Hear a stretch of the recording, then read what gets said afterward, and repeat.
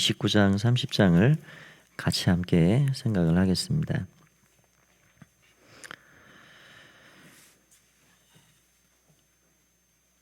어, 29장에는 우리가 그 상번제 28장에 나온 그 상번제로부터 시작된 그런 절기들 이 소개가 쭉 되어 있는데 그 마지막 부분에 나오는 이제 세 가지 절기에 대해서 우리에게 소개를 해주고 있습니다. 그래서 30장에는 서원 규례에 대해서 말씀을 주고 있습니다. 민수기를 보면 이 민수기가 이 광야 여정만 기록해 놓고 그것을 알리는 말씀만 나온 건 아니고요. 이 출애굽기, 레위기, 신명기에 들어있지 않은 그 율법 규례들이 이렇게 소개가 종종 되어 있습니다. 겹치는 부분도 상당히 있지만 겹치지 않은 민수기에만 나오는 율법 조항들이 있습니다. 이게 30장의 이 서원 규례 같은 거는 다른 데에서 찾아볼 수 없는 민수기에만 나오는 말씀입니다. 그래서 이 모세 오경, 이 창세기부터 출애굽기, 레위기, 민수기, 신명기까지를 모세 오경이라 그러는데 그것을 우리는 보통 율법서라 그렇게 말하는 이유가 다 율법 조항들이 그 안에 골고루 들어 있기 때문에 그렇죠. 그래서 하나님의 말씀을 이 모세를 통해서 주셨는데 레위기라는 율법, 이 고유한 이 본래의 율법에서 플러스 되는 율법들, 이런 거는 또 필요하겠다 하시면 하나님께서 그때그때 또 이런 추가 율법들을 주시는 것을 우리가 보게 되죠. 여기 29장의 내용에는 우리가 그동안 다 한 번씩 살펴봤던 내용인데요. 여기 세 가지의 율법이 나옵니다. 이 절기가 나옵니다. 이게 다 7월 달에 유대력으로 7월 달에 행해지는 그런 절기였고요. 지금 우리 태양력으로 따지면 9월 중순부터 10월 중순까지 그 시기가 어떻게 되냐면 이제 우리하고 조금 비슷하지만 다른 부분이 있죠. 이게 추수를 다 마치고 파종하기 직전, 우리는 봄이 돼야 파종을 몇 개월이 떨어져 있는데 거기는 또 빨리 이렇게 파종을 한답니다. 그래서 이 추수를 다 맞춰놓고 파종하기 직전 시간, 그래서 이 7월 한 달 동안 7월 1일 나팔절, 7월 10일 속죄일, 7월 15일 장막절, 이 세 가지 절기가 이 7월 한 달 동안 다 들어 있습니다. 장막절 같은 경우는 8일간 지켜야 되는 절기이기 때문에, 그러니까 이 백성들이 한 달에 거의 절반 정도에 가까운 날수를 이 절기를 지키는데 할애를 해야 되는 거죠. 제일 시간적으로 여유가 있고 그래도 부담이 없는 그런 시기에 이 세 가지 절기를 다 지켜라 이렇게 말씀을 하고 있는 거죠. 이 첫 번째 나오는 절기는 7월 1일 날 행하는 절기인데 나팔절입니다. 나팔을 불어서 하나님의 은총을 기념하는 절기이고요. 이 신약성경에서 이 나팔이라 이렇게 우리가 생각하면 생각나는 게 있죠. 우리 찬송에도 나오듯이 나팔 불 때 나의 이름, 부를 때에 잔치 참여하겠네.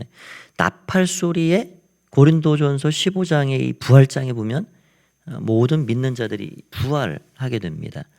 다시 살아나는 거죠. 나팔 소리에 부활하게 되고 그 나팔 소리에 예수님께서 이 땅에 다시 재림을 하시고, 이 나팔 소리는 승리의 상징이고요. 또 완전한 구원의 상징이기도 합니다. 그래서 이 나팔 소리를 울리면서 온 백성들이 모여서 하나님께서 어떻게 애굽에 종살이하던 우리 자신들을 끌어내셨고 구원해 주셨고 여기까지 하나님이 승리의 발걸음을 이끌어 주셨는지, 베푸신 은혜가 무엇인지 그거를 다시 상기하는 그런 절기라 할 수가 있습니다. 두 번째 절기는 여기 7월 10일 날 행해지는 여기 7절부터 소개가 되어 있는데요. 속죄일입니다. 속죄일은 1년에 1차례 온 백성들이 전체적으로 하나님 앞에 죄를 한 번에 다 씻음받고 용서받는다라는 상징적인 절기인데요. 우리가 레위기를 통해서 미리 다 생각을 해봤죠. 레위기 16장에 보면은 아사셀 염소라 기억이 나실 겁니다. 아사셀 염소. 그 염소에 안수해가지고 죄를 다 쏟아붓고 전가시켜서 어디로 보냅니까? 광야로 내보내죠. 광야로 보낸다는 거는 너는 가서 죽어라. 제발 돌아오지 말아라. 그런 거예요. 돌아올 수도 없고 거기서 그냥 헤매다 죽는 겁니다. 죄를 다 뒤집어 씌워놓고서는 광야에 내보내서 거기서 그냥 죽게 만드는, 우리의 가지고 있는 죄짐을 영문 밖에서 다 짊어지시고 십자가에 매달려 돌아가신 그 하나님의 은혜, 예수 그리스도의 십자가의 은혜를 기억하는 그런 절기이죠. 이날은 또 대제사장이 1년에 한 차례 요때 지성소에 들어가서 속죄의 제사를 올려드리는 그런 날입니다.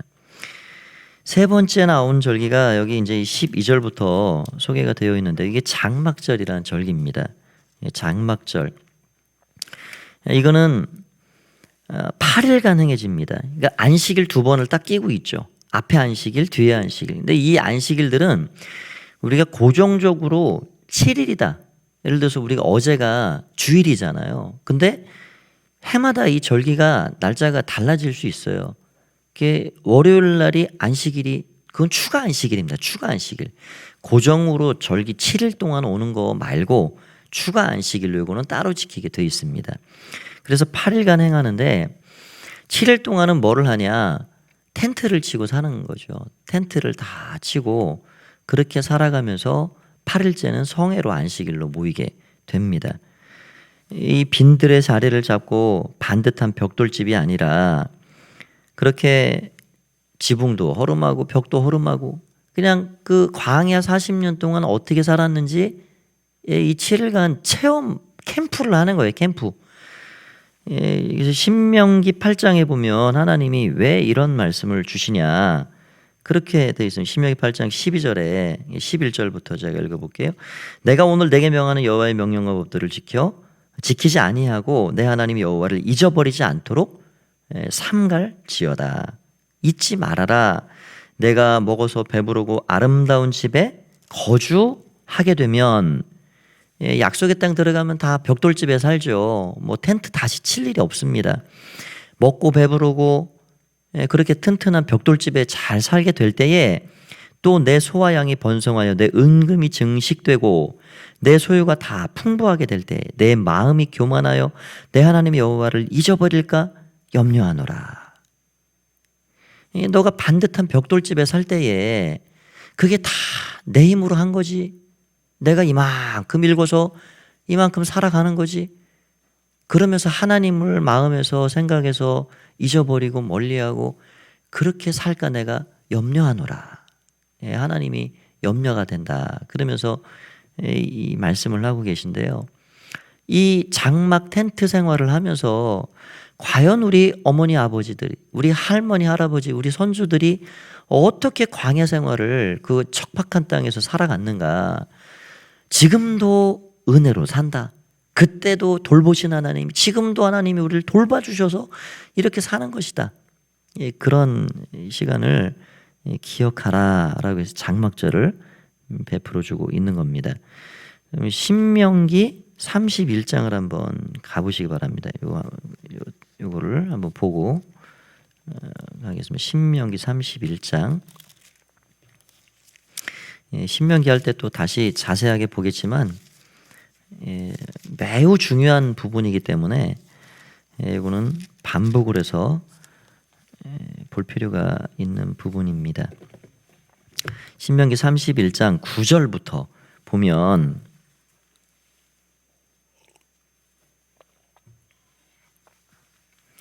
예, 9절에 이렇게 되어 있습니다. 또 모세가 이 율법을 써서 여호와의 언약궤를 매는 레위 자손 제사장들과 이스라엘 모든 장로에게 주고 모세가 그들에게 명령하여 이르기를 매 7년 끝 곧 면제년 초막절에, 이 초막절이 장막절입니다. 방금 말씀드린 텐트 치는 절기예요. 근데 해마다 하지 말라. 그리고 7년째 안식년 때 초막절에 뭘 하냐?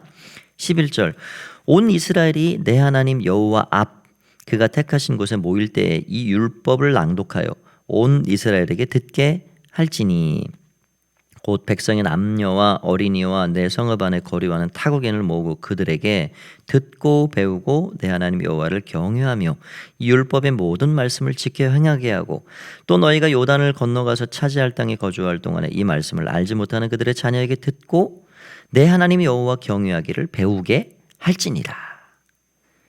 이 굉장히 중요한 부분입니다. 7년 안식년째 초막절 장막절에는 남녀노유 어린아이 뭐 다 어른 할 거 없이 전부 모여라. 텐트 쳐놓고 다 모여라. 텐트 쳐놓고 잠은 다 각자 자지만 다 낮 시간에 모여가지고요. 뭘 하냐. 거기서 이 레위인들 제사장들을 통해서 하나님의 말씀을 듣게 하고 배우게 하고 그래서 하나님 여호와를 경외하게 하고 모든 율법의 말씀을 지켜 행하게 해라. 그런데요, 신기한 거는 우리가 신명기 이후를 계속 보면요, 말라기까지 이것을 지켰다 하는 본문이 한 군데도 없습니다. 한 군데도 없는데 딱 한 군데 나옵니다. 그게 뭐냐면 느헤미야 시대 때 미스바 광장에서 이게 다시 행해집니다. 백성들이 그래서 통곡하고 울고 하나님의 말씀을 들을 때에 하나님 우리가 이렇게 해서 포로로 잡혀갔군요. 하나님 이렇게 해서 어려움이 우리에게 왔군요. 하나님을 이렇게 잊고 떠나고 우상 숭배해서 우리가 율법의 말씀을 듣고 보니까 율법을 잘 지키면 축복이요, 율법을 어기고 떠나면 거기에 저주와 심판이 있다고 하셨는데 우리가 그걸 모르고 하나님 경외하지 않고 살았군요. 율법을 모르면 백성이 뭘 붙잡고 살아야 하고 삶의 기준이 뭔지를 모르는 거 아니에요. 우리도 마찬가지입니다. 하나님의 말씀을 알지 못하면 우리의 삶은 방자하죠. 우리에게 말할 권리가 있고 행할 권리가 있고 자유가 다 있잖아요.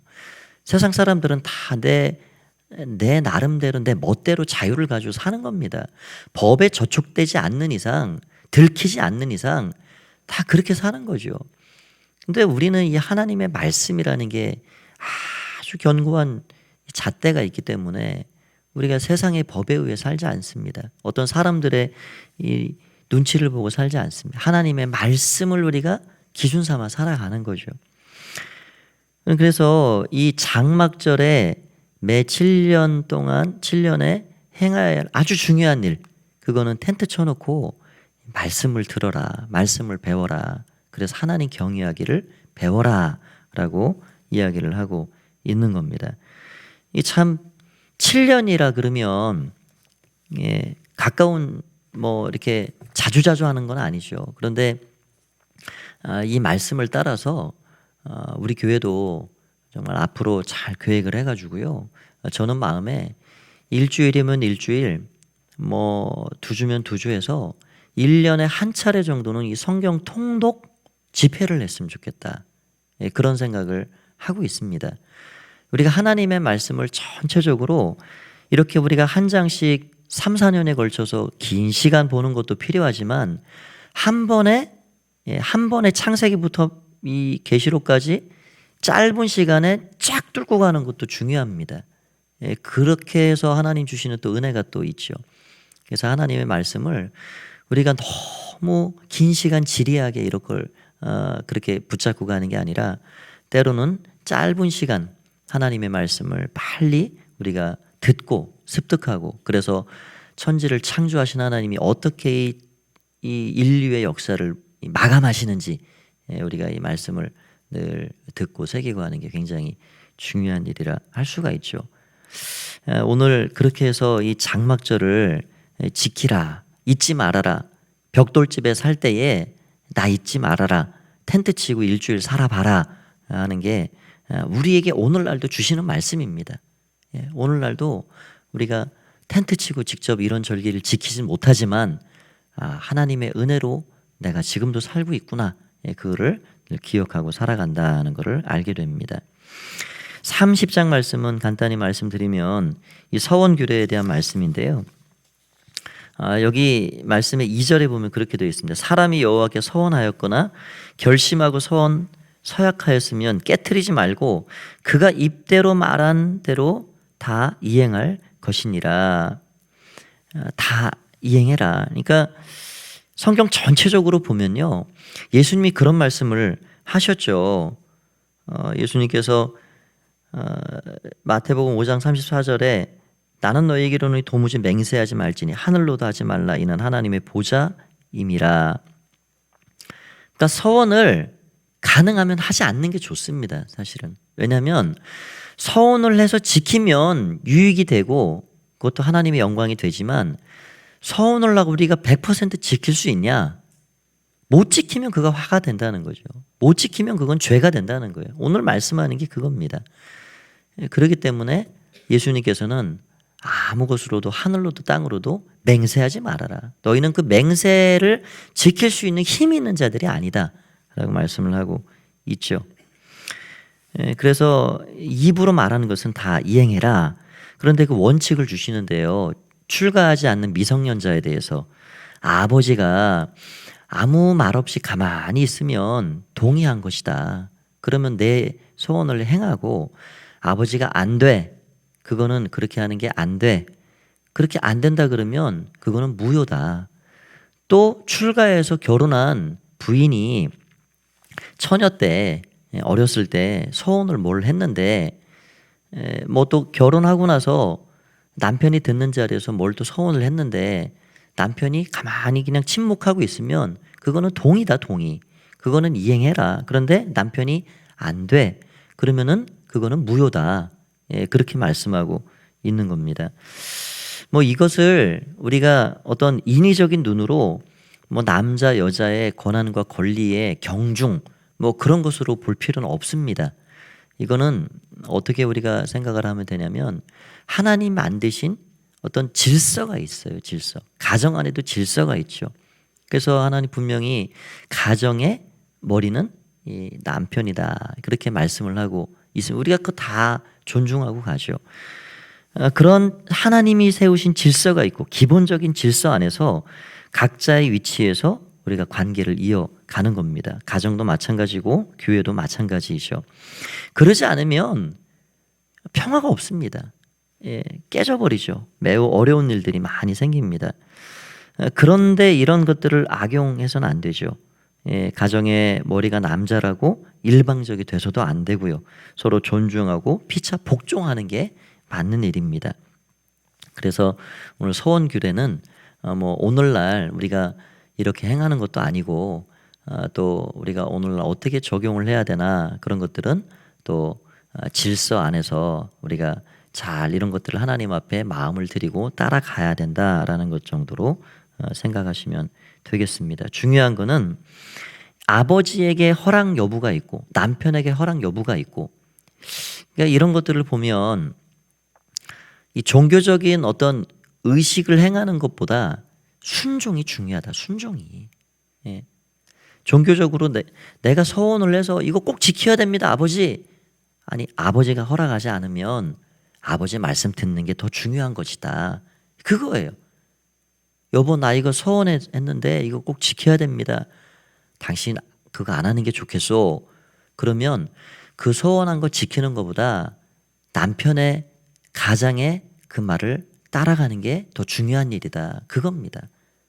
때로는 그런 게 있어요. 우리 교회 생활 가운데도 이거는 이렇게 하는 게 어떤 종교적인 의식 안에서는, 예배 의식 안에서는 맞는 것 같다. 그런 생각이 되더라도 또 우리가 세우신 교회 안에 또 리더십들이 있죠. 그런 리더십들의 어떤 이야기가 있든지 또 지시가 있든지 이런 것들이 있다면 그것을 또 순종하는 게 더 중요할 수 있다. 그런 겁니다. 그래서 그런 것들을 우리가 잘 지혜롭게 또 판단하고 또 잘 적용하고 해야 되겠죠. 아무쪼록 오늘 29장을 통해서는 하나님 은혜로 여전히 우리가 살아간다라는 사실을 늘 기억하고, 또 하나님 오늘도 붙잡아 주시고 동행해 주시고 함께 하시기를 간절히 원하는 마음으로 오늘 하루도 승리하시는 여러분 되시기를 간절히 축원드립니다. 기도하겠습니다. 하나님 아버지, 은혜를 감사합니다. 하나님의 은혜 가운데 오늘도 나아갑니다. 하나님, 텐트 치고 하늘의 별을 보고 바람을 맞아가면서 나의 할아버지들이, 나의 할머니들이 이렇게 광야에서 40년을 살았구나. 하나님 은혜가 없으면 어떻게 다 살았을까? 하나님이 물 주시고 양식 주시지 않았으면 어떻게 살았을까? 하나님, 오늘도 하나님이 주시는 은혜로 삽니다. 그러한 7일간의 텐트 생활을 통해서 그 하나님을 기억하고 그 하나님을 늘 모시고 살아갈 수 있도록 절기를 지키라 말씀해 주셨습니다. 오늘 우리가 편벽한 집에 살고 또 배부르게 살고 또 안정되게 살아가는 이때에 우리도 하나님 잊을까 두렵습니다. 주님의 은혜로 여전히 산다는 사실을 기억하고 날마다 하나님 바라보고 주님 은혜 가운데 거하고 살게 하여 주시옵소서. 늘 하나님 말씀을 순종하는 것이 가장 중요한 일임을 또 기억하면서 늘 하나님 앞에서 믿음으로 살 수 있도록 축복하여 주시옵소서. 이 한 날도 주의 손에 온전히 의탁드리올 때에 감사드리오며 예수님의 이름으로 기도하옵나이다. 아멘.